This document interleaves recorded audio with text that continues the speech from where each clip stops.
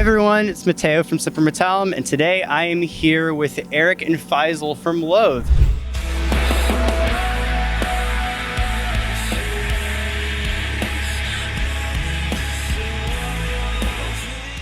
How are you guys doing today? Hello. Doing fabulous. How are you? Doing all right. So today we're here on the Orlando date of their tour with Static Dress, Unity TX, and Omerta. You guys have been headlining every night. What has it been like headlining the States? Crazy. Dream come true with all the turnouts for every show. I think that's like awesome. Three out of the shows have not sold out. Maybe. A lot of shows have sold out that we didn't expect, and it's amazing to. That's awesome. Have that happen. Glad to hear that. Is it different, like touring America and headlining versus like doing, the UK and headlining, or? I would say so. What I feel like is that America has a bit of a more, well, I don't want to upset anyone from the UK, but I feel like there's a lot more of an appreciation for live music and for the artists. And, Interesting. Everybody has a good time, and there's no holding back. There's no people aren't too cool to enjoy themselves at shows here. So it's been amazing. Yeah. That's awesome. So glad to hear that. So on this tour, you guys are playing your latest album, I Let It In, and It Took Everything, which came out almost 3 years ago now. That record is honestly like one of my favorite albums of all time. Like legitimately, Nice. like I love that record. I remember listening to it like the second it came out. I remember texting my friend. I was like, this isn't an album, it's an experience. Just with all the instrumentation and just all the switch ups and everything. Just I love the creativity behind it. And I was just curious, like, since you guys didn't really get to tour around that album initially when it came out with COVID and everything, has it been different with this album cycle, trying to play these songs for the first time? Now it's been like 2 years, and has there been kind of a different reaction to it? Yeah, it's been kind of weird. I think the way everything worked out is, I mean, we're really lucky in a sense that every sort of bad thing that happens to us, it ends up working in our favor. And I think that the fact that record came out along with the fact, I mean, in the UK specifically, that we did a tour around it, and that was one of the last tours to happen before everything shut down. It kind of became a soundtrack to a lot of people's sort of time away from everyone. It was so in that way, I felt like it kind of helped the record. And then, like I said, we've kind of been stubborn enough to just hold off and be like, it needs to have its own sort of time in the sort of touring limelight, and maybe that sort of subconsciously made us slower on writing the follow-up, because we kind of hadn't gotten this record out of our system in terms of touring and all that kind of stuff. But I agree. I feel like musically it tells a story and it has just this universe built around it. Yeah. And I feel like just kind of that isolated feeling of it kind of, I think people really responded well to during the pandemic and the lockdowns and everything. Yeah, I think, do you want to hold it? I think that, I know that that's an intention behind the way we create the music.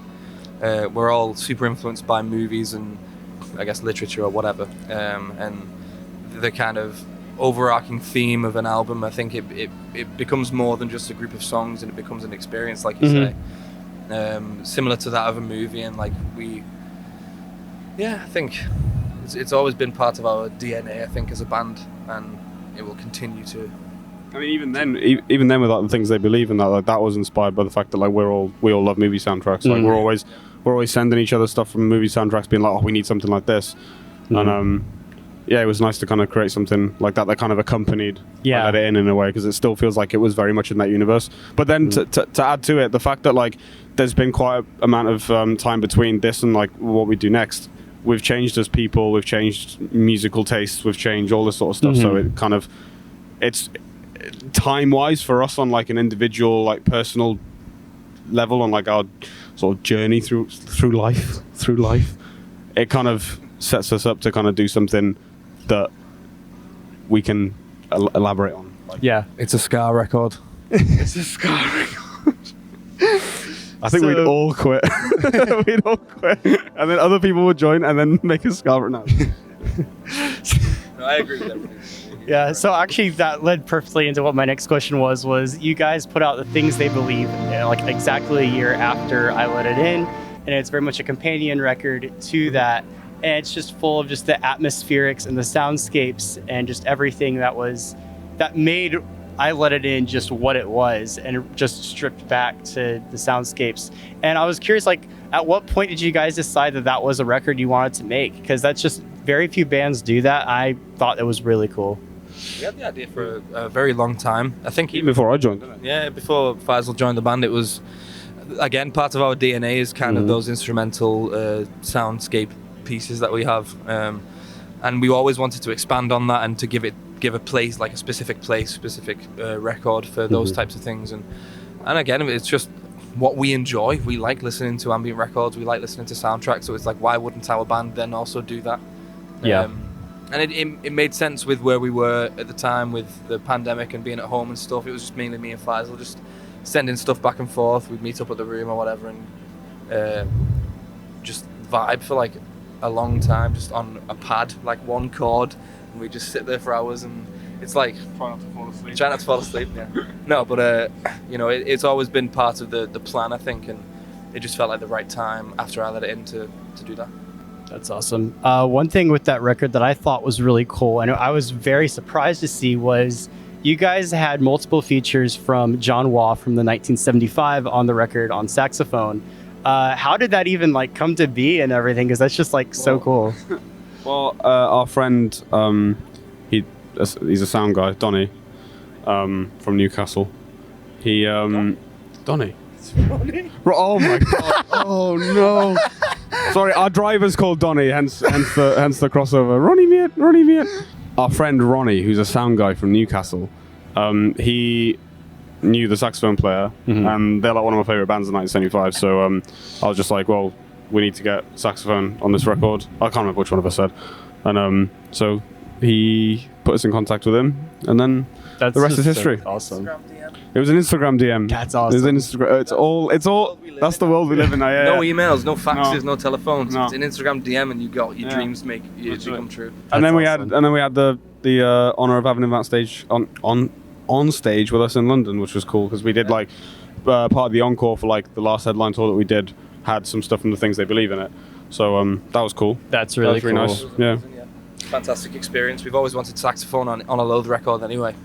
Never mind for him to come out and look all sharp and play saxophone with us. It was great. Very nice of him. Yeah, I feel like the Things They Believe, like, it complements I Let It In so well that I feel like both records are better because of each other's existence easily. Like, I feel like I got even more than I already was into I Let It In after hearing that, just because it's just that, again, it expanded that world and that universe you guys created, and I just thought that was really we'd not even thought of it like that. That's quite a nice way to put it. Yeah, it's nice. Yeah. That's what we're going to say from now on. You're welcome for that. Copyright. So moving on to your guys' most recent stuff, you put out a single called Dimorphous Display earlier this year. It was a part of a collaboration with a producer, and it kind of had a different sort of sound than what you guys normally do. How about you kind of elaborate more on like how that came to be and where the decision to release that one it was? We had Dimorphous for quite a while. I'm talking about like when we were writing I Let It In. I'm sure we had like a version of Dimorphous. Not that one. Not maybe. Not what? He said maybe. Never mind. And yeah, no, we had that for a while, and then just it made a bit of sense again, just because it's been a while since we released anything. Like, I guess for the majority of the band's fans, it's like having a song by us rather than like a soundscape. And we always kind of strive for this production style and this mix and we've not really hit it yet. And I think Ed was one of the people that we kind of connected with in terms of the way he looked at music and the stuff that he'd done in the past. And we just decided to like see how it went, and we went and worked with him. He's a great guy, great producer, great mixer, and it was a fabulous time for us. I think we all gained a good song and also a good friend out of it. So it was really good. And yeah, there was a few more, but I don't think we're gonna I don't think we're gonna release them. Yeah, the chorus of that song gets stuck in my head at random, like all the time. Like I'll be like a minute since I had heard that specific song, and then it'll just randomly appear in my head. And I'm like, oh yeah, that's the chorus to Dimorphous Display. Yeah. Nice. Yeah, I feel like it has a good longevity. I feel like there was a lot of people that it took a few listens for them to really like get into it, and then when they really got into it, it was just like, Yeah. like it's been a long-lasting song. It was a bit of a weird one for people, I guess. Yeah. But honestly, not so much for us. Like a lot of the stuff that we listen to is really not the type of stuff that I guess a lot of people compare us to anyway. Mm-hmm. Or expect us to listen to. Yeah. So. I mean, 1975 being one of them. Well, damn, like. See, that to me isn't outlandish. Or Yeah. One of the biggest bands on earth. So Yeah. what is outlandish is like, I don't know, listening to. I don't know. I don't listen. We're gonna sound like complete idiots. Elton John. Elton John. Elton John's good, man. Like, Well, it's weird because like I don't know whether it's just. This might sound completely stupid, but this is how it's happening. Like we'll be walking around, we'll hear like a tune and be like, oh my god, this sounds amazing. I wonder who it's by. We'll like Shazam it, or like, hey Siri, what am I listening to? And it will be like Ronan Keating or Elton John or someone like that. Ethan John. But like, I mean, because I mean, especially myself, I think maybe you as well, because you've had the same sort of experiences where like there's been so many like older artists that we've not like listened to, and now being properly like exposing ourselves to like that kind of stuff, that's now informing how we're thinking about music now. So I don't know whether that it's going to make the stuff that comes on later more mature or like have some kind of extra quality to it. 'Cause, yeah. Or we have a grand piano and we sing like Elton John. Either or. We'll see. Yeah. Yeah, I feel like there is a lot to learn from, especially from like those older artists like you're mentioning. Like I feel like they had such a different take on music and the way it was recorded I have a bit back of a then. theory So on it, really. Like I think the way to kind of equate it is, in my opinion at least, is back then the way music was taught was very like theory based, and it was very like, I guess, classically trained, and you kind of had to know at least a little bit of music theory and how things are like supposed to be felt and perceived and stuff. That was a lot of how it was taught, and now it's like, this is cue based and this is how you make a beat, and this is it. It's nowhere near as deep and as emotive as it used to be, and I think that's where the line is drawn. And I think maybe that's why, as we're growing older and our emotions are becoming a bit more stable, and like we can perceive them and understand them a bit more. Less stable. Or less stable. Yeah. We can understand them a bit better. It's like we kind of crave that sort of experience when it comes to music, as opposed to like quick release sort of like beat. It's not so much like painting like music by numbers type of thing anymore. Yeah. It's a lot more. It's like a film. It's like a movie. Yeah. Specific directors, it's like a part of their life for a long time is a movie, and they become obsessive, and you know it can ruin them. It can be so amazing for them, but it's all about, like, at least for us, it's a similar sort of process with records and stuff. It's not just, hey dude, let's get 10 songs together. I've got this demo, let's release that. It's just nothing like that. It's a lot deeper for us. I mean, without sounding pretentious. I mean, granted, when stuff goes through like all of us, and if all of us are like, yeah, cool, then it kind of is Loathe. And I think, like I said, the time between the last record and what the time will be between now and the next one, will kind of, everything will sort of complement each other, because we've kind of grown together in this sort of world of what I Let It In built. So we're kind of all in the same wavelength of where to kind of take everything next. So that's super cool. Yeah. Also, in addition to that collaboration, you also collaborated with Teenage Wrist and Sleep Token on some new versions of Is It Really You?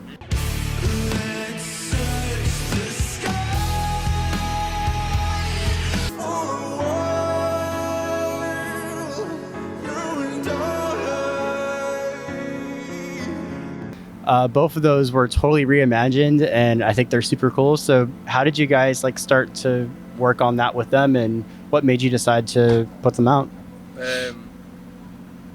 We had Stems, nothing. We had nothing to do with them. Yeah. Really? So Teenage Wrist did their entire thing. Sleep Token did their entire thing. We received the masters and was like, "This is good." Oh wow!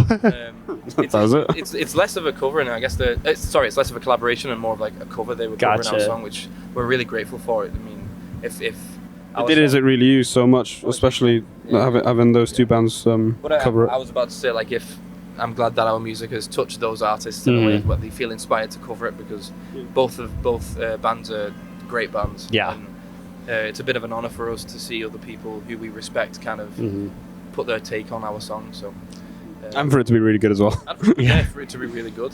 Like, I can't imagine anything that either of those bands do to be bad anyway. So yeah. I love both of those bands. They're so good. And so just when I saw they had done their own versions of it, I was like, this is so cool. Yeah, it's sick. Yeah. Not a lot of stuff happens like that. Yeah. And I agree. It's like trying very to bring unique. stuff like that back. I mean, even right down to the HA split, like there's not many bands. It's like kind of like a hardcore thing at the moment, but there's not really. I guess it's like hardcore and like I guess more. Punk and no one in heavy music really. Punk. Yeah. No one really does anything like that in heavy music anymore. Yeah, no. I see a lot of like collaborations like that in like, hip hop, for example, or the like sample songs and things like that. But you don't see that a lot in metal, so it is really cool to see that. Look how like grand, like glorious hip hoppers and R&B and stuff, like it's amazing, and like it's such a good energy behind it because of that. I guess not just that, but the collaboration and the love for music and stuff like that. You can always tell everyone has their own unique presence on each track whenever they Whereas feature on them. It doesn't really happen that much in alternative, like rock, heavier music stuff or whatever. So, trying to bring it back a little bit, slowly just edge them back towards that. Automated mic stand. So that actually leads me to the next question: what is your dream collab? Like, if you could collaborate with any artist ever, who would you pick? Brian Eno. That'd be awesome. Brian Eno would be amazing. Caroline Polachek, Radiohead. Yeah, I think Radiohead's one of them. At the moment, I would really love to. There's an artist called Mansour Brown. He's a guitarist. I would really love to work with him. I think he's amazing. I think his style and his voice through the guitar is phenomenal. I think we sold our label to try and contact his people to try and get him. So Mansour Brown.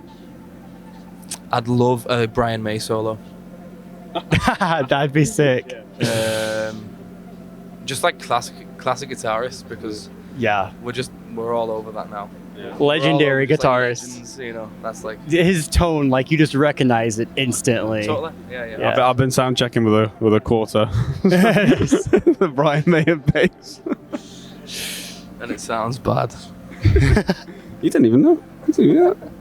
You guys also, like, you with your guitars and the baritones and everything that you did. I'm a guitarist personally, so I kind of saw this firsthand, whereas like the metal guitar community, like that, like I let it in, and the things you did on guitar really like revolutionized how guitars were really being used in metal for a while. And I just remember like you did the videos with like the Sub-Zero guitar and all that, and it was like sold out for like half a year because it was just in such high demand. And I just was curious, like, how did you end up deciding to create that sound, and where did that kind of come from? At the time, it was a lot of it was stop automating. It was a lot of it's not just down to, I guess, the guitarist in the band. Like myself and Connor were a big part of the editing process alongside Feisal and Sean. So like Sean also, which is becoming wider known, is a big writer in the band. He wrote the song "Screaming Is It Really You," a sad cartoon, and it's not just the one person. It's a big amalgamation of all of our influences and all of what we kind of see missing within, I guess, metal, modern metal or whatever, and the things that we want to hear, and it also just, it's got to be interesting. A lot of stuff is so boring. And it's really weird because we actively spend a lot of time listening to stuff we don't want to sound like. So it's like it's like backwards. It might be like a really negative way of doing it, but like we don't do it in like any like a hateful way or anything like that. It's just like, oh, we're listening to this, we know not to do that, because there's a much smaller amount of things that we want to be than be. So it makes sense to like, figure out what you don't want to be first, and then kind of you're left with all the rest of this kind of like palette of things that you can kind of use to create what you want. Yeah, I guess it's similar to also if like for you guys, if you watch like an interview and you see things that are wrong, you're like, oh, I'm not going to do that. Like, it's a similar. So you watch more of it, so you just like, it becomes so ingrained. But then it also becomes like morbid curiosity to be like, God, how bad is this? Like, but yeah, no, we do that, but also we appreciate We appreciate the influence that it's had. It was definitely not expected at all. Yeah. And it's a bit mind blowing. And we don't even really like. I mean, we realize it at this point because a lot of people have told us, but at the same time, it doesn't really affect the way like we kind of run things. Yeah. We're not like we're the fucking guys that did. It shouldn't. I mean, it's like there's so many messages to like the Instagram and all that being like, oh, you know, how can we do a meet and greet? Can we do it? And I'm like, I mean, whoever sees the message first responds, and it's just like, we're never gonna be that band that does like fucking meet and greets and all that kind of shit. Yeah. Like, you know, don't get me wrong, I think it's cool Jared Leto got his own island and all that. I'd like to start a cult. Yeah, that'd be sick. But Feisal to play the Jared Leto biopic. How many people I'll do it. feels like Jared Leto? Well, also it's a funny story. So this guy in Tampa actually, he was at a cash point, and I was gonna get some money out, and he turns around, he's like, oh, you know, you guys in a band? I was like, yeah. I was like, we've just finished playing. He's like, oh, what band? I was like, 30 Seconds to Mars, Jared Leto, and he fucking freaked out. He freaked out. And then when I told him I wasn't, he looked so disappointed. He kind of like moped and then went off and that. I think Sean looks more like Morbius than me, but like not Jared Leto, but like sorry, Sean. Now before your set, you have to yell, "It's Morbid time!" but this is the thing. So Sean and I are walking down the street. 5 minutes later, and I hear, and this guy runs. He's like, "Jared Leto, no, you are Jared Leto." Like, I'm not. I don't look like him. It's getting a bit carried away then. I will play Jared Leto in his thing. But also, yeah, cool island. Starting cool island. But yeah, no, we won't do meet and greets, and we're literally always about and like we will buy an island though. We will buy an island. I can literally attest to that. Like, I've seen you guys walking around this entire venue just, before the show. Oh yeah, honestly, we're like the most approachable people, literally. I mean, we look very, very moody, but we're not. we can be. We can be very moody, but yeah, no. Moody, but it's never towards anyone other than each of us. Yeah. Well, you guys mentioned earlier about how you're very influenced by cinema and movies and movie scores. What were your favorite movies of the year, since we're kind of getting to that end of the year season? So fun. I've not really watched many movies this year. I did recently watch Barbarian, which was crazy. It fucked me up a little bit. Ending was a bit whack, but other than that, I watched that. It was good. I've not really watched many like movies this year. What has come out this year? I don't know. I'm just waiting for the next Avatar movie, to be honest.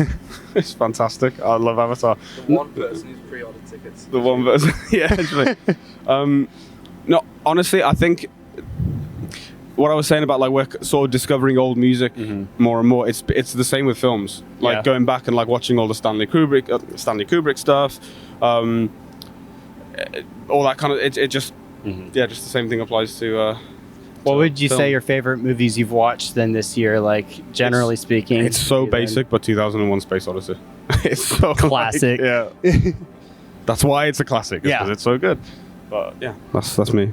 Do you have a favorite? I think it's from like the 30s. Lighthouse? No. Not Lighthouse, not from the 30s, but... Can I speak, Feisal? Automated microphone stand says no. Lighthouse? I think it's called The Seventh Seal. It's really good. It's like an old black and white film from like the 30s or whatever, of a knight having a game of chess with death, and that's cool. I watched that one. That's good. What else have I watched? Honestly, like being on tour, you just forget about your life, and then you just like doing this every day. Seventh Seal. Watch that. All right. Good. Well, I'll let you guys go now, but what do you have like in the future for Loathe? Like, is there a new record coming out? Is there any songs, or? We're writing a record right now. We're working on that, and next year we'll be releasing that record. There's a few tours, there's a few shows, probably a few videos of us, a few pictures. And but in all seriousness, getting ripped. We're getting ripped. We will be ripped. 6-pack drops Christmas 2023. It's so true though. Expect an album in next year and 2 6-packs. 12 packs. Just 12 packs. 12 packs. The 2 6-packs just equal 1 12-pack. Yeah, just 1 12-pack. Yeah, 1 12-pack. That's it. Yeah. All right. Well, is there anything you'd want to say to the viewers before we end it, or? Thank you very, very much to everyone who's come out to, especially this tour so far. We definitely needed it, and it's helping fuel everything to come after it.